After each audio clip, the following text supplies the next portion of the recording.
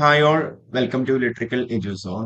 അപ്പോൾ നമ്മളുടെ assistant loco pilot റിക്രൂട്ട്മെന്റിന്റെ ഷോർട്ട് നോട്ടീസ് റെയിൽവേ ഇന്റേണൽ ആയിട്ട് സർക്കുലേറ്റ് ചെയ്യപ്പെട്ടിട്ടുണ്ട്. അപ്പൊ അതിന്റെ കൂടുതൽ ഡീറ്റെയിൽസ് ആണ് നമ്മൾ ഇന്നത്തെ വീഡിയോയിൽ ഡിസ്കസ് ചെയ്യുന്നുണ്ടാവുക. അപ്പോൾ നിങ്ങൾക്ക് പറയുന്നത് പോലെ റെയിൽവേ ഇന്റേണൽ ആയിട്ട് ഏറ്റവും അധികം ഷോർട്ട് നോട്ടീസ് സർക്കുലേറ്റ് ചെയ്യപ്പെടും. അതിനുശേഷം മാത്രമായിരിക്കും എന്ത് ചെയ്യാം, അവര് സെൻട്രൽ എംപ്ലോയ്മെന്റ് ന്യൂസിൽ പബ്ലിഷ് ചെയ്യുന്നുണ്ടാവുക. അതിനുശേഷമായിരിക്കും അവർ റിക്രൂട്ട്മെന്റ് പ്രോസസ് ഒക്കെ സ്റ്റാർട്ട് ചെയ്യുന്നുണ്ടാവുക. അതായത് നോട്ടിഫിക്കേഷൻ ഒക്കെ പുറത്തിറക്കുന്നുണ്ടാവാം. ഓക്കെ.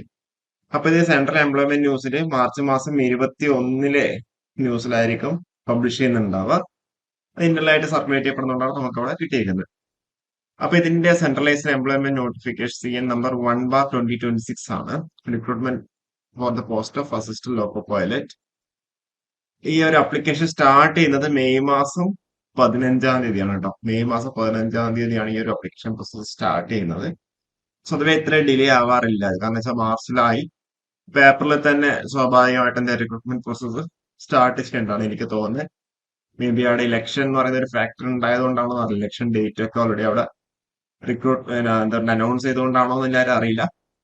അതുകൊണ്ട് എന്താ 15/5/2026 ആ ഒരു അപ്ലിക്കേഷൻ പ്രോസസ് സ്റ്റാർട്ട് ചെയ്യുന്നത്.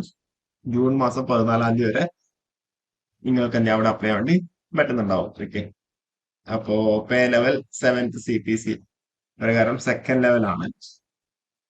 പിന്നെ 18 to 30 വയസ്സ് വരെയാണ് age limit. Corresponding OBC SC കാൻഡിഡേറ്റ്സിന്റെ കറസ്പോണ്ടിങ് ഡിജിറ്റൈസേഷൻ ഉണ്ട്. 11,127 വേക്കൻസി ആണ് ഇതുവരെ റിപ്പോർട്ട് ചെയ്തിട്ടുള്ളത്. 19,900 ആണ് അവർ ഇനീഷ്യൽ പേ എന്ന രീതിയിൽ പറഞ്ഞേക്കുന്നത്. ഇതെല്ലാം ഇതിൽ കൂടുതൽ പേ നിങ്ങൾക്ക് അവിടെ എന്തായാലും കിട്ടുന്നുണ്ട്.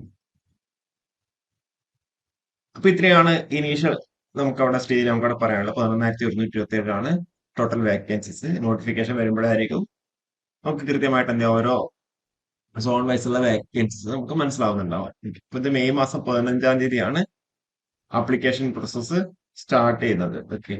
മെയ് മാസം 15. അപ്പോൾ മെയ് ഫസ്റ്റ് വീക്ക് ഒക്കെ വേണമെന്നുണ്ടെങ്കിൽ അതിന്റെ നോട്ടീസ് അവർക്ക് പുറത്തിറക്കാം. ഇലക്ഷന് ശേഷം ചിലപ്പോൾ.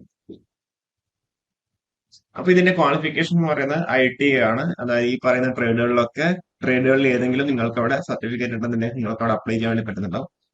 Electrician, instrument mechanic, fitter, mechanic, motor vehicle, അങ്ങനെ പല സ്ട്രീമുകളും ഉണ്ട്. അതിലൊക്കെ നിങ്ങൾക്ക് ഏതെങ്കിലും IT, അതായത് NCVT, SCVT സർട്ടിഫിക്കറ്റ് ഉണ്ടെന്നുണ്ടെങ്കിൽ നിങ്ങൾക്ക് അവിടെ അപ്ലൈ ചെയ്യാൻ പറ്റും.